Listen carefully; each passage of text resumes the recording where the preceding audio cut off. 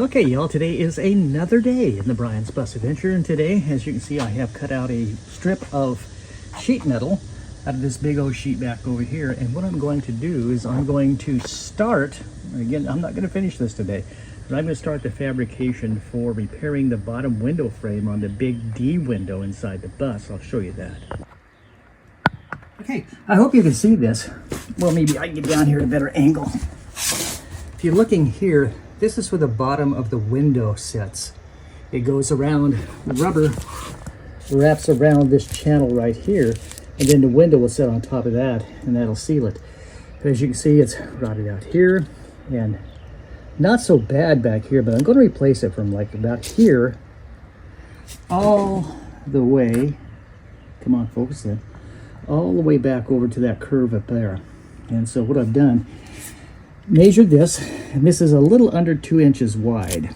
So what I'm going to do is I'm going to take the old grinder and the grinder wheel, and I'm going to cut all of this out down to the metal frame. This is the metal frame right here. And then I'm going to take this piece of sheet metal that I have here, and I'm going to put this back in here to replace that sheet metal.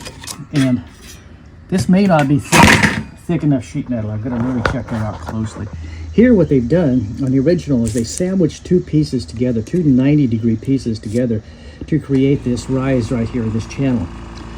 And what I'm going to do is I'm going to put the flat piece back across here and then come back with a third piece, maybe even a fourth piece, get a couple of 90-degree angles, and come back and recreate this right here. The challenge is this is not exactly in the center, so I have to be very careful as to where I replace this rise right here in this metal.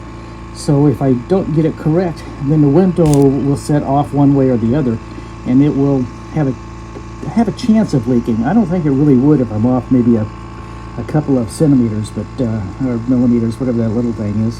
Anyway, you know, like a 1/16 of an inch or a 32nd of an inch. I don't think that would make any difference.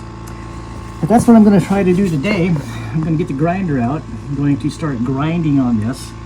And I'll tell you what, it makes me nervous doing this, but it has to be done. Both this window and the small D window over here have to both be done.